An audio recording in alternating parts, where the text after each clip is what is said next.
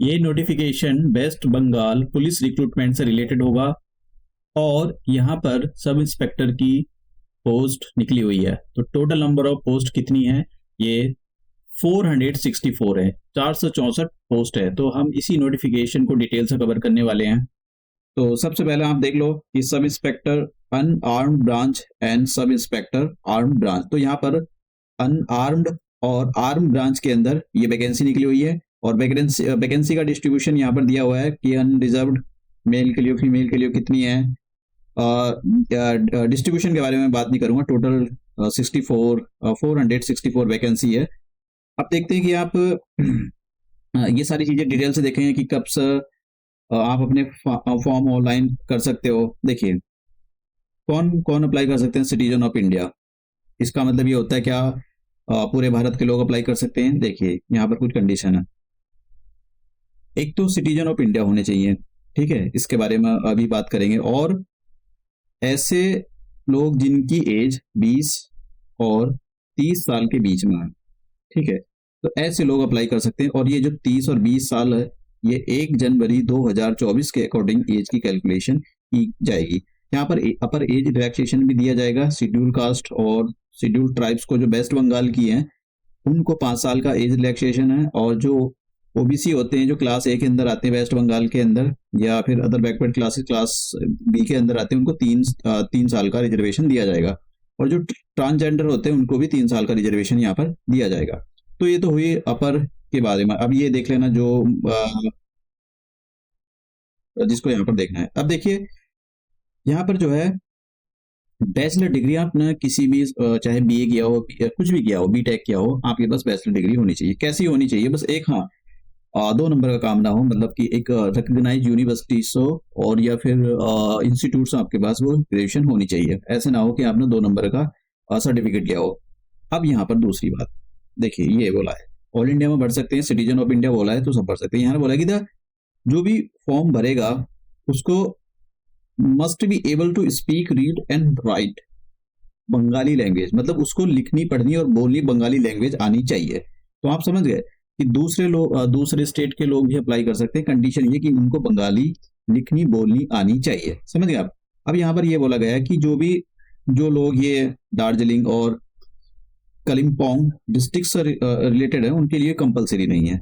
तो ये एक अच्छी बात है। ये दार्जिलिंग और ये वेस्ट बंगाल के डिस्ट्रिक्ट हैं तो इनके लिए ये कंपलसरी नहीं है कि इनको बंगाली लिखनी बोलनी आए, ठीक है, ये भर सकते हैं। लेकिन दूसरे स्टेट के जो लोग हैं वो अगर अप्लाई करते हैं तो उनके लिए ये यहाँ पर मैंडेटरी है। अब यहाँ पर ये बोला है कि भाई आपके पास जो क्वालिफिकेशन होनी चाहिए, जैसा आपके पास आपने ग्रेजुएशन कर रखा है तो ये ग्रेजुएशन क्या वो लोग भी अप्लाई कर सकते हैं जो मतलब अपने फाइनल ईयर में है? क्या वे भी अप्लाई कर सकते हैं? देखिए यहाँ पर ये बोला है कि applicants must possess all the above noted qualification on या before the date of the submission of the year online application. मतलब जब भी आप सबमिट करोगे तो उससे पहले आपके पास आपकी क्वालिफिकेशन होनी चाहिए, ठीक है। तो ये यहाँ पर क्वालिफिकेशन के बारे में बात होगी, कौन अप्लाई कर सकता है कौन। अब बात करते हैं यहाँ पर मिनिमम फिजिकल एफिशिएंसी मेजरमेंट के बारे में बात करते हैं। देखिए इसका जो सिलेक्शन प्रोसेस होगा, सिलेक्शन प्रोसेस के अंदर पीटी होगा यानी प्री टेस्ट होगा, आपका प्रीलिम एग्जाम होगा, ये क्वालिफाइंग नेचर का होगा।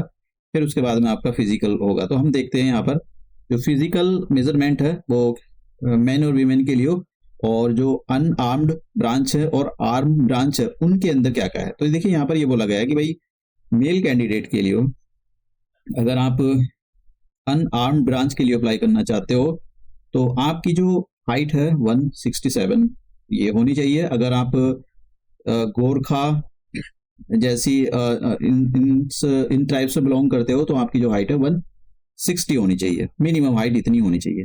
चेस्ट कितनी होनी चाहिए? यहाँ पर अगर जो कैंडिडेट हैं दूसरे जैसे कि इनको जो वेस्ट बंगाल के सभी लोग हैं गोरखाज को छोड़कर और गढ़वालीज को छोड़कर, तो उनकी जो हाइट उनकी जो चेस्ट है वो 79 मिनिमम होनी चाहिए। और फुलाने के बाद उसमें 5 जगह जैसी आपने फुलाई नहीं है, फुलाने के बाद 5 सेंटीमीटर का फुलाव उसके अंदर आना चाहिए, ठीक है। तो अब यहाँ पर देखते हैं वेट 56 kg।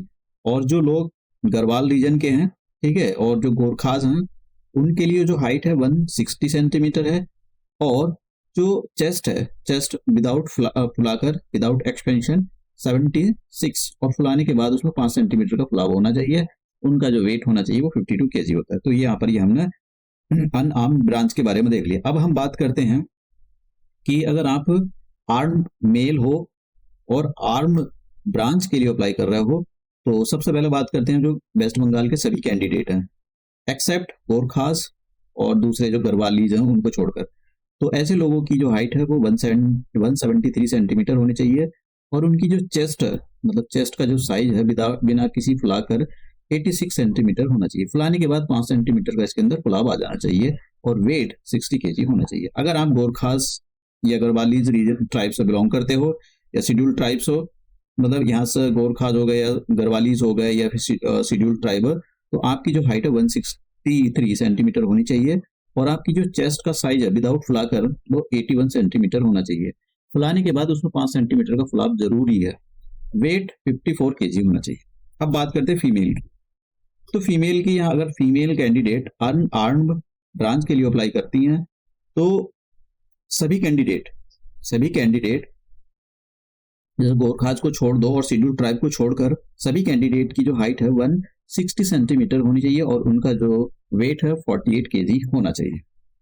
अगर ऐसी फीमेल जो गोरखाज और गढ़वालीज या शेड्यूल ट्राइब से बिलोंग करती है और वो अप्लाई करना चाहती है तो उनकी जो हाइट है 155 सेंटीमीटर होनी चाहिए और उनका जो वेट है 45 kg होना चाहिए।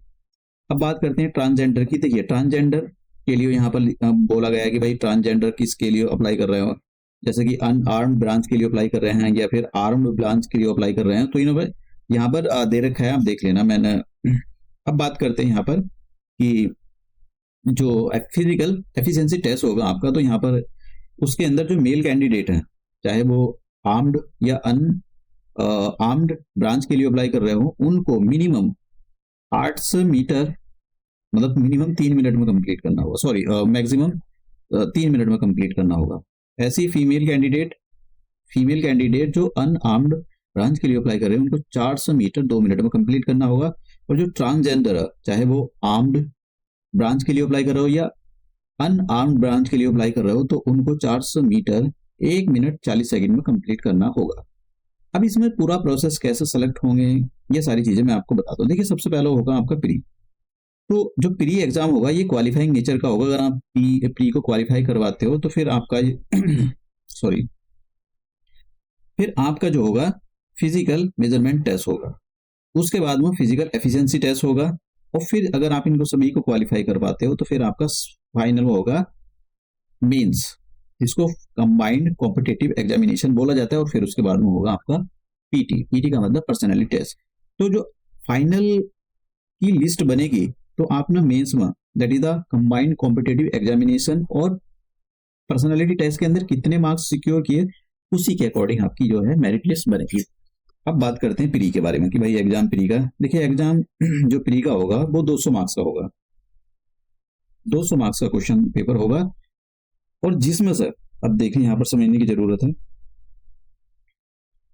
कि जो यहाँ पर दिया हुआ है कि भाई कहाँ से क्वेश्चन पूछे जाएंगे, जैसे जनरल स्टडीज के हो गए, लॉजिकल रीजनिंग के, एनालिटिकल, अर्थमेटिक, इनसे क्वेश्चन पूछे जाएंगे 200 मार्क्स के। अब देखिए यहाँ पर ही बोला गया कि जो कहाँ पर है, हाँ ये अर्थ जो एनालिटिकल रीजनिंग है उसके 25 क्वेश्चंस पूछे जाएंगे और 50 क्वेश्चन अर्थमेटिक जो 50 मार्क्स के, देखिए यहाँ पर बोला गया कि 50 मार्क्स के जो है 25 क्वेश्चन पूछे जाएंगे अर्थमेटिक से और जैसे 100 मार्क्स के जनरल स्टडीज से क्वेश्चन पूछे जाएंगे और ये 50 क्वेश्चन होंगे, ठीक है। 50 मार्क्स के लॉजिकल और एनालिटिकल क्वेश्चन पूछे जाएंगे, ये 25 क्वेश्चन होंगे। तो यहाँ पर ये दे रखा है कितने क्वेश्चन होंगे, कितने मार्क्स के पूछे जाएंगे।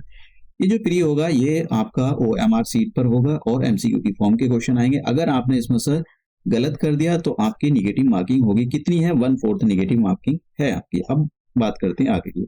जैसे आपने प्री क्वालिफाई कर लिया तो फिर आपको फिजिकल मेजरमेंट टेस्ट के लिए बुलाया जाएगा और फिजिकल एफिशिएंसी टेस्ट के लिए बुलाया जाएगा। आपने तीनों क्वालिफाई कर लिए तो उसके बाद में आपको मेंस लिखना पड़ेगा। अब मेंस के बारे में बात करते हैं कि मेंस का क्या प्रोसेस है। देखिए मेंस में आपके 3 पेपर होंगे, ठीक है। तो मेंस के अंदर आपके 3 पेपर होंगे। इन्हीं 3 पेपर के अकॉर्डिंग और जो प्रीलिम जो पर्सनैलिटी टेस्ट होता है उसी के अकॉर्डिंग आपकी मेरिट लिस्ट बनेगी।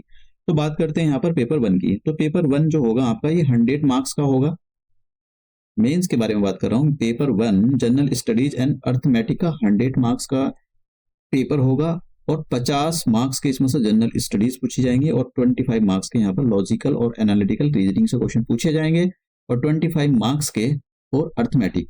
ठीक है, तो वहाँ पर 2 घंटे का आपको यहाँ पर टाइम मिलेगा। तीनों के तीनों पेपर एक ही दिन में होंगे, याद रखना। अब बात करते हैं पेपर। ये जो पेपर होगा ये ऐसा होगा, मतलब ये इसमें ये एमसीक्यू की फॉर्म का नहीं होगा। मेंस जो एमसीक्यू की फॉर्म का नहीं होगा, इसमें लिखना होगा पेन और पेपर से, आंसर लिखने होंगे आपको। बात करते हैं पेपर सेकंड की, इंग्लिश। और ये इंग्लिश का होगा, 1 घंटे का टाइम दिया जाएगा, 50 मार्क्स का होगा। अब बात करते हैं पेपर थर्ड की। देखिए पेपर थर्ड बंगाली, हिंदी, उर्दू, नेपाली, इन तीनों में से आप कोई सी भी लैंग्वेज चूज कर सकते हो। 50 मार्क्स का होगा और 1 घंटे का आपको यहाँ पर ड्यूरेशन मिलेगा। तीनों के तीनों पेपर एक ही दिन के अंदर होंगे, तो ये बहुत जरूरी है कि तीनों के तीनों पेपर एक दिन के अंदर ही होंगे और आप इस बात को याद रखो। अब पर्सनैलिटी टेस्ट होगा। पर्सनैलिटी जो टेस्ट होगा वो 30 मार्क्स का होगा।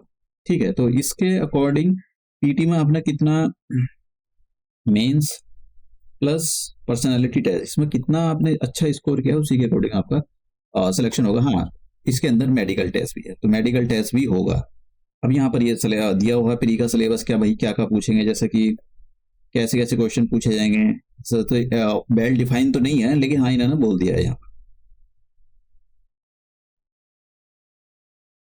और मेडिकल एग्जामिनेशन, जैसे मैंने कहा कि मेडिकल एग्जाम होगा, आप देखिए कब से अप्लाई कर सकते हो। 9 मार्च यानी आज से ये जो है आप आवेदन कर सकते हो। कैसे करोगे मैं बताऊंगा। और 7 अप्रैल इसकी लास्ट डेट है अप्लाई करने की। फीस कितनी है सभी कैंडिडेट के लिए? 270 फीस है। और जो शेड्यूल कास्ट है वेस्ट बंगाल के, उनके लिए 20 रुपए है। और जो शेड्यूल ट्राइब्स है वेस्ट बंगाल की, उनके लिए 20 रुपए फीस है। तो फीस बहुत नॉमिनल फीस है ट्राइबल लोगों के लिए, अनशेड्यूल कास्ट के लोगों के लिए। तो अब मैं आपको बताता हूँ कि आप कैसे अप्लाई करोगे। तो देखिए आपको वेस्ट बंगाल पुलिस की ऑफिशियल वेबसाइट पर जाना है यहाँ पर, और उसके बाद में आपके सामने ये वेबसाइट ओपन हो जाएगी और मैं दिखा देता हूँ यहाँ पर।